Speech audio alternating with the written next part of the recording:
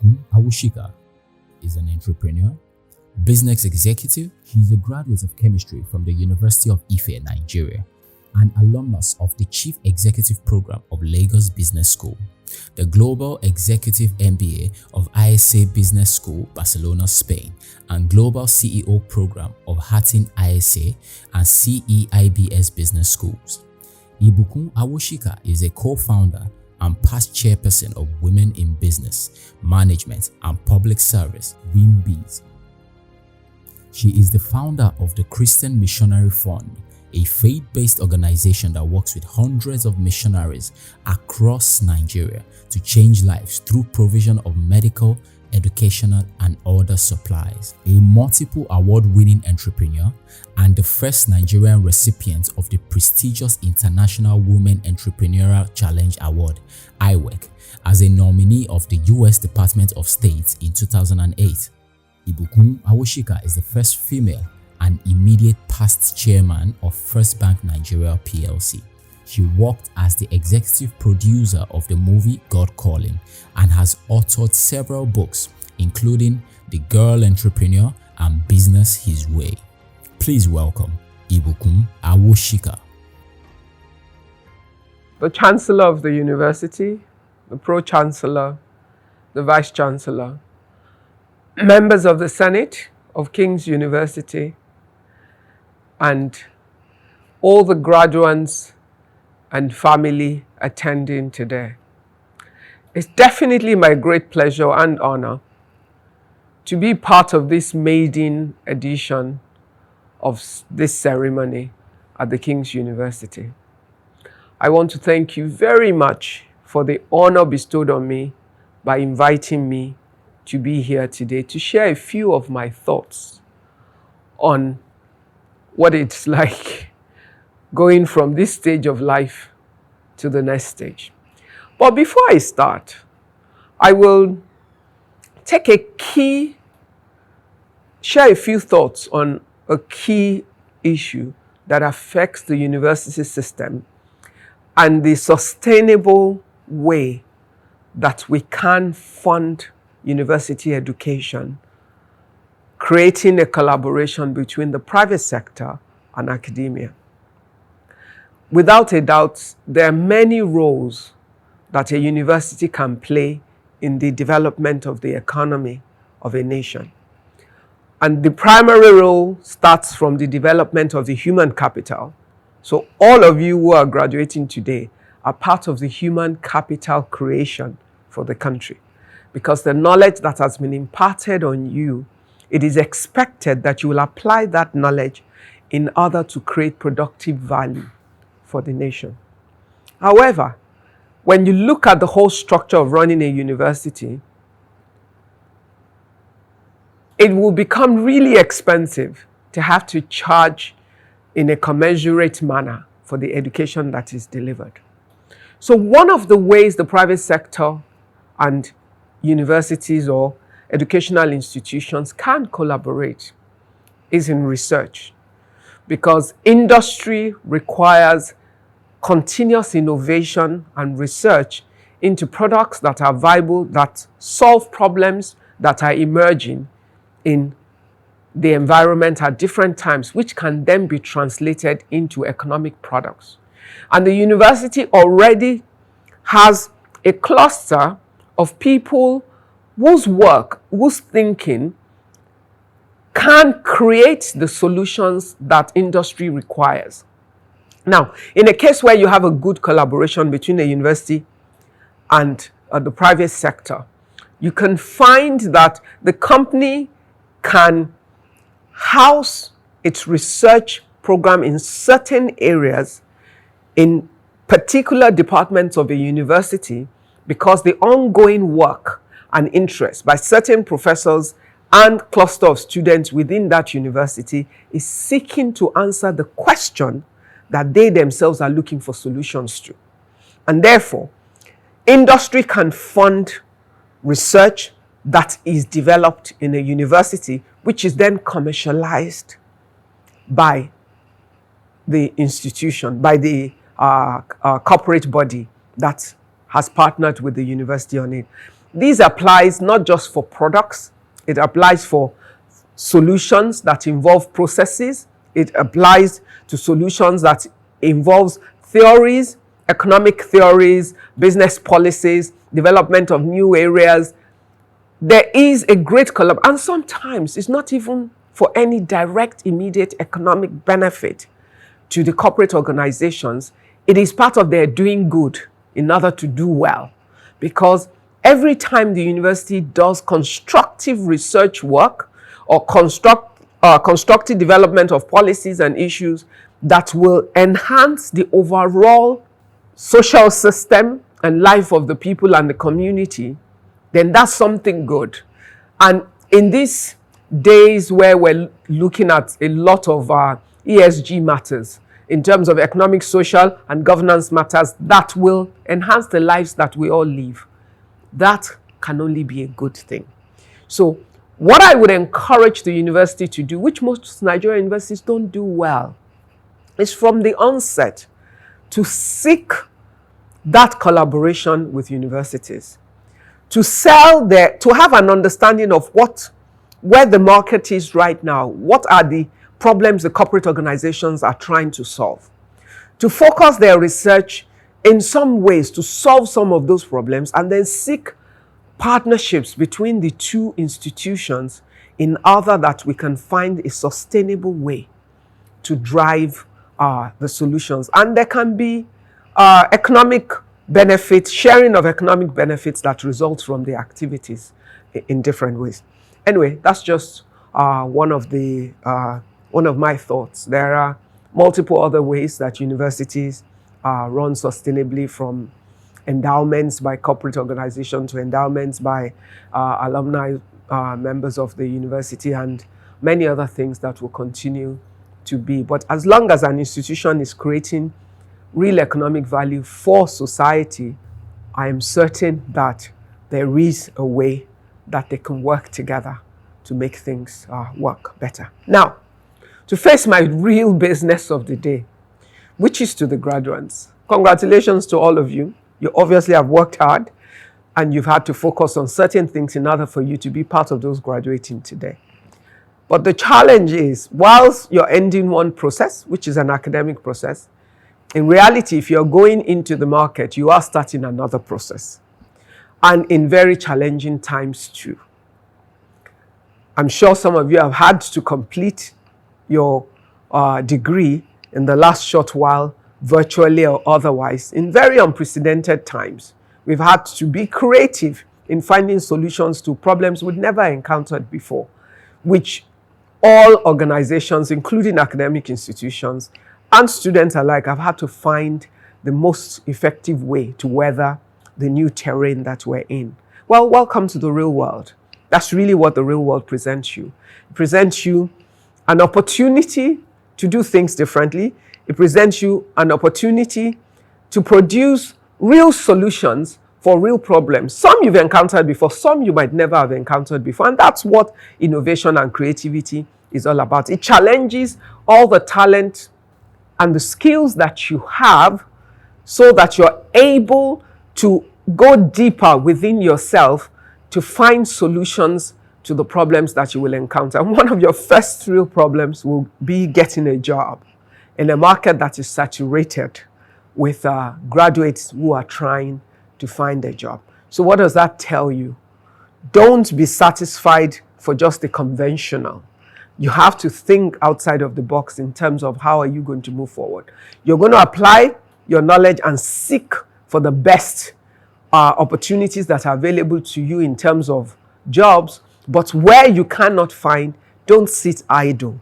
Think of what can I do with myself, with my talent, with my skills in the meantime, even if my ultimate goal is not to be an entrepreneur.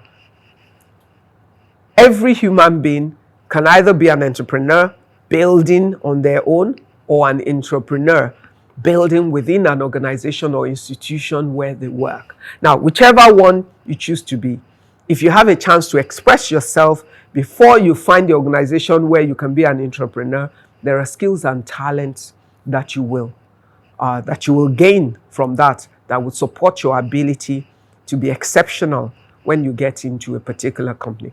But the way to start first is to understand that your degree only facilitates a mindset.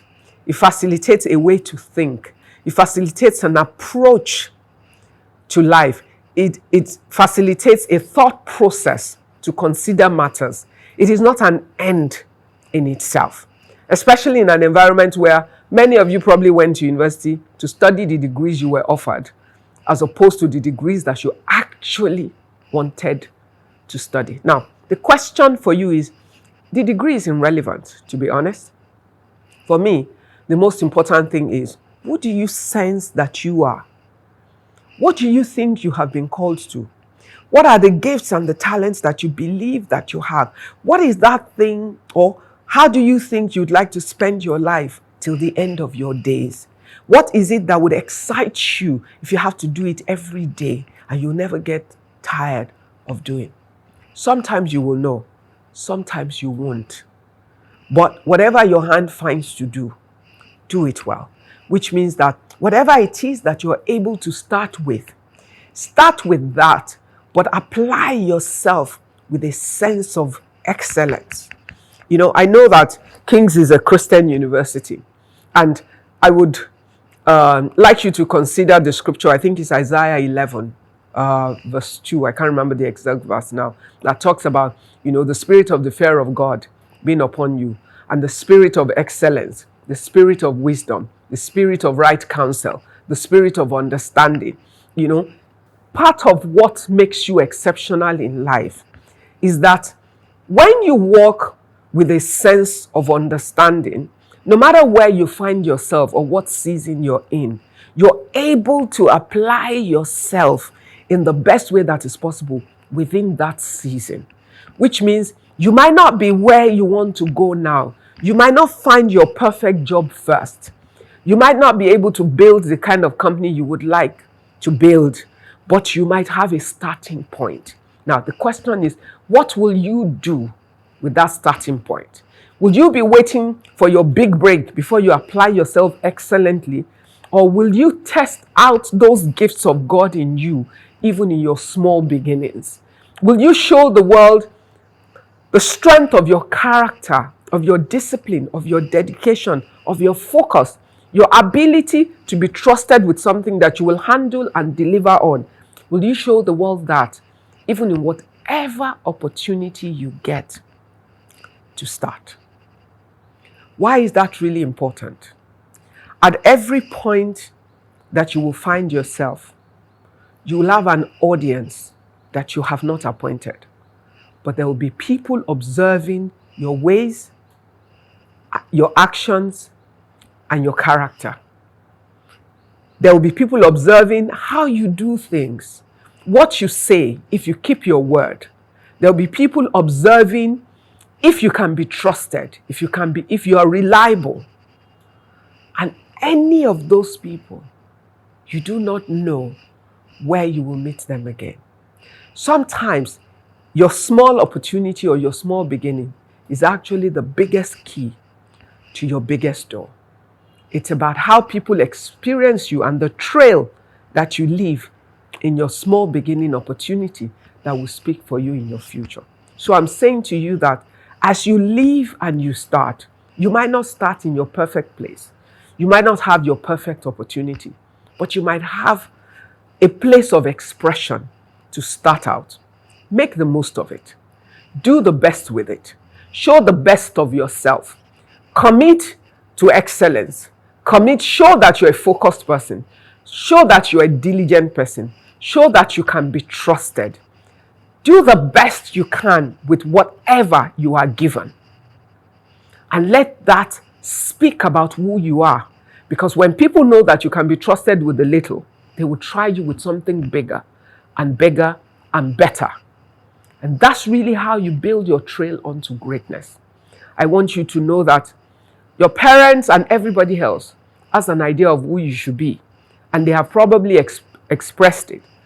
And part of what they've expressed has probably gotten you to where you are now. But what will give you satisfaction and peace of mind as you go into the future of your life is what you really want to do with your life. Finding the courage to walk the journey of your life with respect and honor for all the authorities in your life, but having the audacity to respectfully fight for who you are and for where you want to go to, and to manage all that you're given to support the vision of what you want to do. I want to speak to the girls as well. Everything I've said is for both male and female. Don't ever think certain things, level of ambition, drive, and vision is for one gender and not for another. In a country of 50-50% male and female, we need every human being, male and female, fully deployed to create value and add value to the country for us to ever have the chance to fully manifest as the great country that we all hope that we can be. I want you to know that the world right now is very dynamic. It's ever changing. There is new knowledge emerging every day.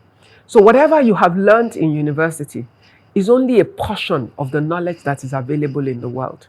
So your certificate does not qualify you to become arrogant about knowledge. It just says that you have sat under a structured format to listen to courses in a certain area for a certain period of time. It does not say that you are fully educated and that you have all knowledge. So be careful that you have the arrogance of knowledge. You must always remain teachable, because life will teach you many lessons, and many people along the path of your journey will have something to teach you, something to add to you, some value with which they can enhance you and your journey. But you are likely to only learn and receive it if you're open. If your mind is closed and you're full of what you think you know, because maybe you got a degree, even if you got a first class, it just means you know something about a particular thing. If you look around you, all of you have studied different courses.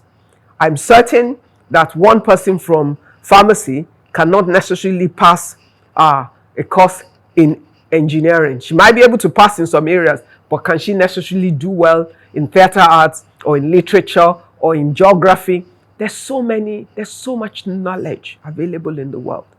There's so little that we know. There's so much more that we can know that broadens our view and enhances who we are and makes us better people and makes us more appreciative of other people. Because when we understand that what we know is limited to certain things and what other people know is valuable to us and to them, then we will have mutual respect for one another. And what that teaches you is learn to respect every person that you will come in contact with. The people around you, the people, whether big or small. I'm not just talking about people above you. Up and down. Because people are mobile anyway. People change status every season. People you met down today, a few seasons down the line, you might meet them right at the top above you, even though you thought you were above them. Life is full of surprises. So develop the habit of treating every person like they're important. Treat people with respect and honor. They're the biggest asset on the face of the earth. And everywhere you will go, whatever it is that you will seek to do, there will always be someone at the door. Every door that you need to walk through in your life, there will be a man or woman manning it. And they will speak for you or speak against you. What they say for or against you will always be about how they have experienced you or how they have perceived you. So pay attention to who you are. Pay attention to your brand. Pay attention to your personality. Pay attention to the legacy of you that you leave with the people that you interact with. Why? It's a seed. Seed time and harvest shall never cease. So you will always have to reap the fruit of the seed. You will harvest exactly what you sow. So be kind, be grateful, be appreciative, be a contributor of value to humanity. Leave a trail of goodness in your journey. And you will find that along the way, in your own trying moments, you would find other people rise up to offer you goodness and help. Seasons are different. Some will be great in your life, some will be challenging. But you know what? Every day you have woken up to a bright morning. But at the end of the day, every bright day has turned into a dark night. But the other thing is, no matter how dark the night is, the next morning has brought you fresh light. What does that mean? That in the seasons of your life as you go along, there will be some dark nights. But remember that at the end of every dark night, there's a bright morning. So do not allow the dark night to consume you. Do not submit to your challenges. Do not allow the season, because some of you might look for work for a much longer time than others. It's not over until it's over. So don't give up, and don't be envious of the ones who might pick up and move faster. Moving fast doesn't mean finishing faster. Some people will start faster than you. Some might seem like they're starting slower. But what is important is that every single one of you finishes well. And that's why you must stay focused on your own race. And in staying focused on your own race, you must be open-minded. You must be willing to learn. You must continuously be teachable. You must be a student of the world, but with the fear of God. Why is the fear of God important?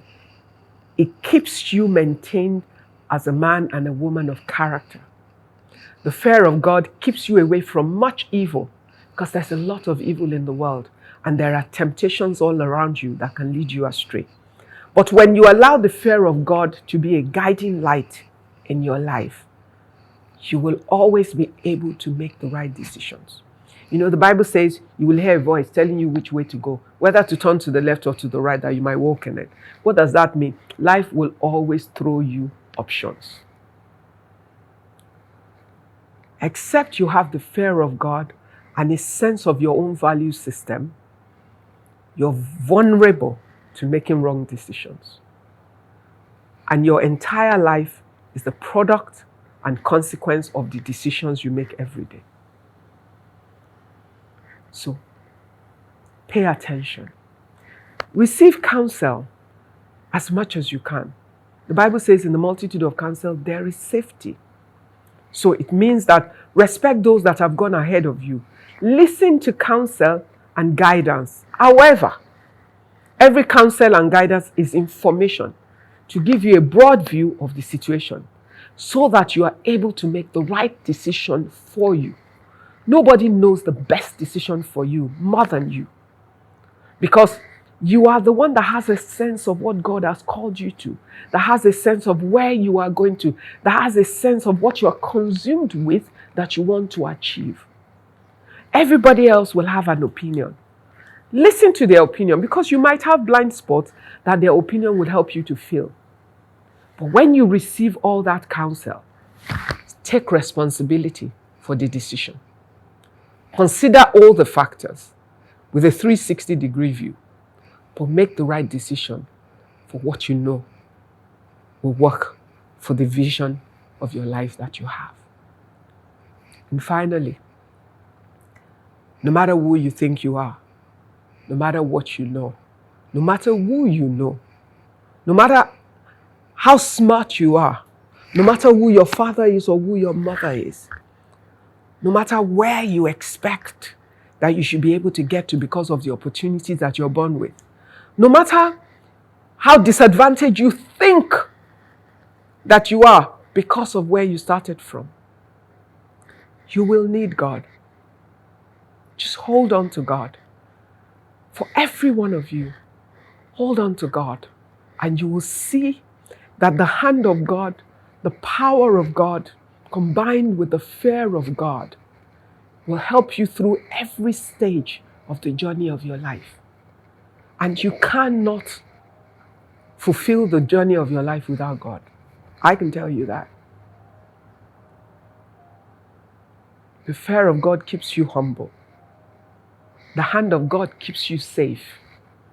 The leading and the guidance of God keeps you from your missteps. the favor of God attracts unto you helpers. Ultimately, it makes all the difference between man A and B. I wish you well. I pray that the Lord will guide you, will help you to fulfill every call of God upon your life. That every vision that you will have the grace to bring it to life. That you will always be a delight and a joy to your parents. That the desires of your heart will be met. And that as you go into your future, at the right time, the Lord will provide you with the right spouse. And that together you will form an indivisible team that will conquer the world. And that you will be a blessing to this great nation that is called Nigeria. And your legacy will forever be secured. Go into the world and be a blessing. God bless you. And thank you very much for inviting me.